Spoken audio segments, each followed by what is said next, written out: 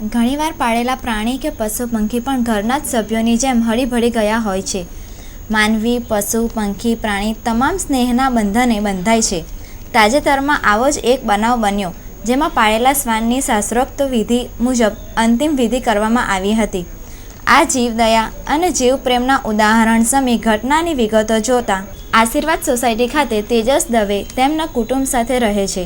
તેમના પુત્ર સપનને એક શ્વાન સાથે સ્નેહ સંબંધ બંધાયો. તેણે ખૂબ સાવચેતીથી આ નારી જાતિના શ્વાનને પાળ્યો. સન્ની નામ પણ આપ્યું. પરંતુ થોડા દિવસથી સન્નીની તબિયત બગડી હતી. તબીબી તપાસમાં કમળો થયો હોવાનું બહાર આવ્યું હતું. ભરૂચ, સુરત, વડોદરા ખાતે સારવાર કરાઈ, પરંતુ આખરે સન્નીનું કરુણ મોત નીપજ્યું હતું. આ શ્વાન બ્રાહ્મણ પરિવારમાં ઉછર્યો હોય તેના દેહને હિન્દુ ધાર્મિક વિધિ અનુસાર અગ્નિદાહ આપવામાં આવ્યો હતો. મેં 4 વર્ષ પહેલાં સની નામના એક ડોગીને લીધું હતું. નાનું બચ્ચું જ હતું 1 મહિનાનું, અને અમે એને ઘરમાં પાળ્યું હતું.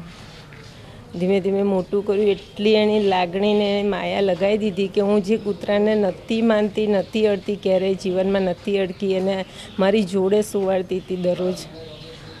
4 વર્ષથી એવું મોટું કર્યું કે બસ હવે ઘરની વ્યક્તિ ના સંભાળીએ એટલી એને સંભાળી છે મેં. એને છોકરાની, મારા બીજા છોકરાની જેટલી એને સંભાળ રાખી છે.